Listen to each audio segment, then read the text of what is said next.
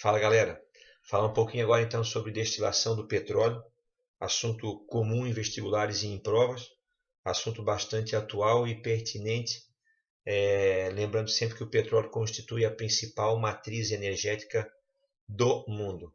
A gente já sabe, é assunto bem comum, que o petróleo se constitui basicamente de uma mistura complexa de hidrocarbonetos, uma mistura bastante complexa, bastante variada, e por se tratar de uma mistura homogênea, o principal processo de separação utilizado para o petróleo é o processo de destilação. Tá? Perguntinha básica que se faz é: qual é a diferença entre destilação simples e a destilação fracionada? Via de regra, a destilação simples a gente usa quando as substâncias, ambas as destilações, a simples e a fracionada, são métodos utilizados para separação de misturas homogêneas de soluções. Então, destilação é o principal método utilizado para misturas homogêneas. A destilação simples a gente acaba usando quando as substâncias a serem separadas têm grande diferença nos seus pontos de ebulição. Ou seja, eu promovo o aquecimento e aquela substância que tem um ponto de ebulição mais baixo vai passar para o estado gasoso mais facilmente e vai sair da mistura. Então a gente usa a destilação simples nos casos de mistura de um sólido com um líquido. O caso mais tradicional e mais clássico é uma mistura de sal de cozinha com água. Visto que o sal de cozinha é iônico e a água é covalente, eles apresentam propriedades bastante distintas. A gente sabe que os compostos iônicos apresentam elevado ponto de ebulição e elevado ponto de fusão, ou seja, sem auxílio de nenhum termômetro ou de algum equipamento mais complexo, a gente promove o aquecimento da mistura e vai haver a separação fácil da água do sal de cozinha. No caso do petróleo, que é uma mistura complexa de hidrocarbonetos e com pontos de ebulição muito próximos uns dos outros, tá? Então eu já não consigo mais fazer a separação pelo processo de destilação simples. Eu preciso usar uma coluna, uma torre de fracionamento. O que é isso? É um dispositivo que cria uma barreira que dificulta a passagem das moléculas de um estágio inferior para um estágio mais superior. Ou seja, né, eu vou ter o que? Na destilação fracionada, quanto menor for a molécula, menor será o seu ponto de ebulição e ela vai conseguir ultrapassar as barreiras que foram impostas a ela de maneira mais fácil. Então, eu vou conseguir separar substâncias que têm ponto de ebulição mais próximo. A gente, via de regra, usa a destilação fracionada para misturas de líquido com líquido, certo? Destilação simples, sólido com líquido. Destilação fracionada, líquido com líquido. Destilação simples, substâncias com grande diferença entre os pontos de ebulição. Destilação fracionada, separação de substâncias com ponto de ebulição mais próximos uns dos outros. Tá? E qual é o princípio básico para a destilação? Eu tenho aqui no slide duas moléculas. Uma molécula pequena, que representa o menor hidrocarboneto que existe, que é o gás metano, e uma molécula maior que contém 1, 2, 3, 4, 5, 6, 7, 8, 9, 10, 11, 12 átomos de carbono ligados por ligações simples numa cadeia aberta e normal, não ramificada. Então eu tenho aqui o gás metano e aqui eu tenho o dodecano. Como ambas as moléculas são hidrocarbonetos, a gente sabe que num hidrocarboneto elas são moléculas apolares. E moléculas apolares atraem-se entre si por uma força intermolecular chamada dipolo instantâneo ou dipolo induzido. Dipolo instantâneo e dipolo induzido. Em alguns lugares conhecido como forças de dispersão de London ou forças de London. Tá? Ou só dipolo instantâneo ou só dipolo induzido. Aqui no sul do Brasil é comum associar essa força o nome também de força de Van der Waals. Em alguns lugares do Brasil, força de Van der Waals é sinônimo de forças intermoleculares de maneira geral. Mas eu quero dizer, então, essas moléculas, uma molécula de gás metano vai atrair outra molécula de gás metano por uma força do tipo dipolo instantâneo e dipolo induzido.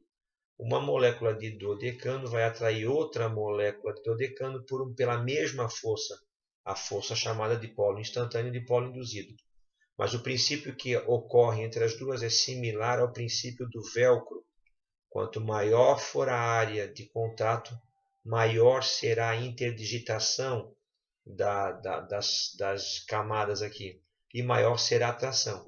Então, moléculas pequenas têm menor zona de contato, então geram menores forças intermoleculares.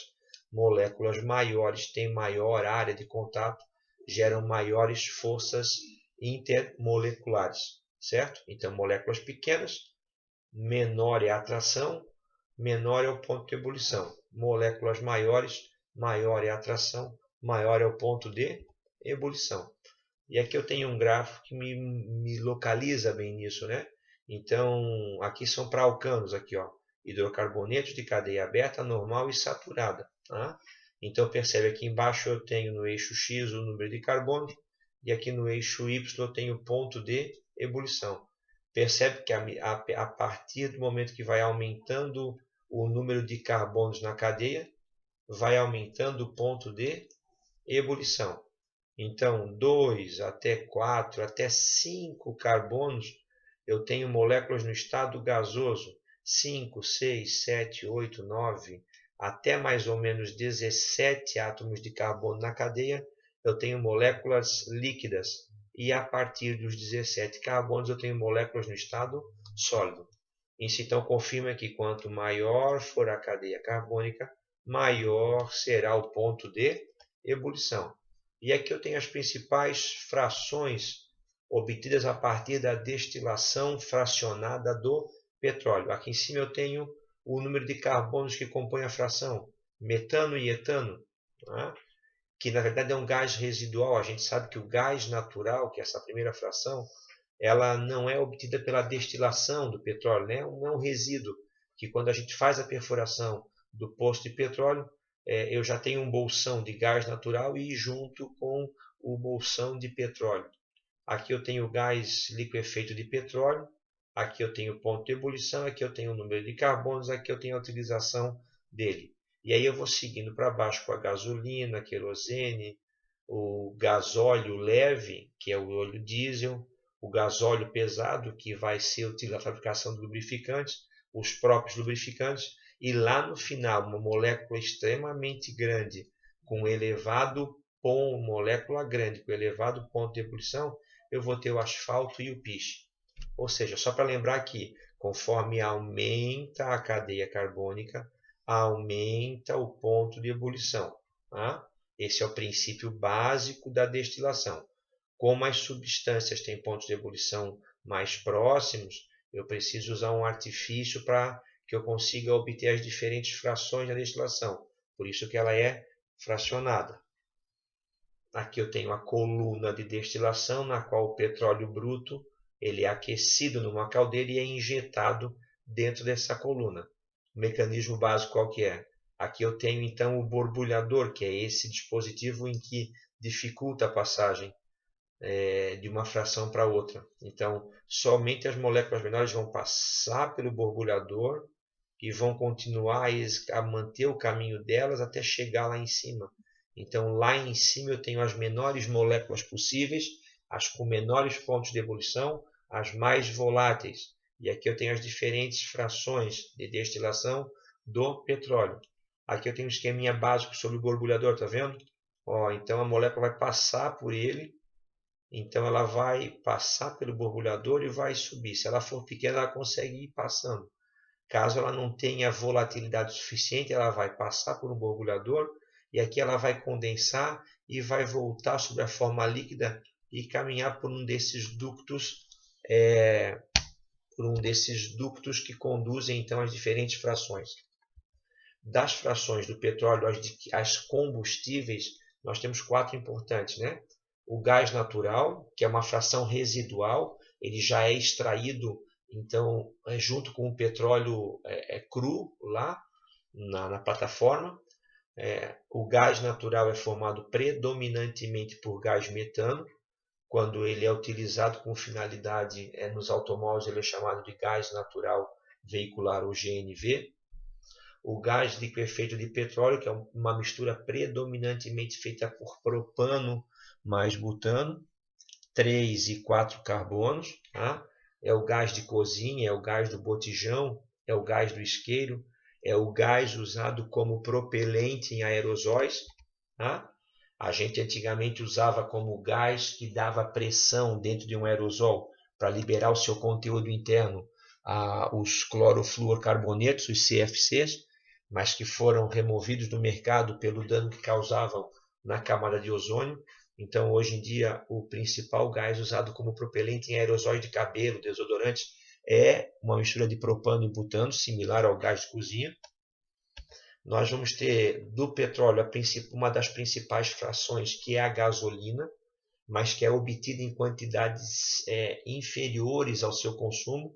E aqui eu vou abrir um parentezinho rápido para lembrar que a gente pode aumentar uma fração menor a partir de um processo chamado de cracking ou craqueamento. Craqueamento significa quebrar. Então, o que é craqueamento? Eu pego, por exemplo, uma fração de querosene que tem 12 carbonos e por craqueamento eu consigo quebrá-la numa fração de gasolina que contém 8 carbonos e mais 2 frações de eteno.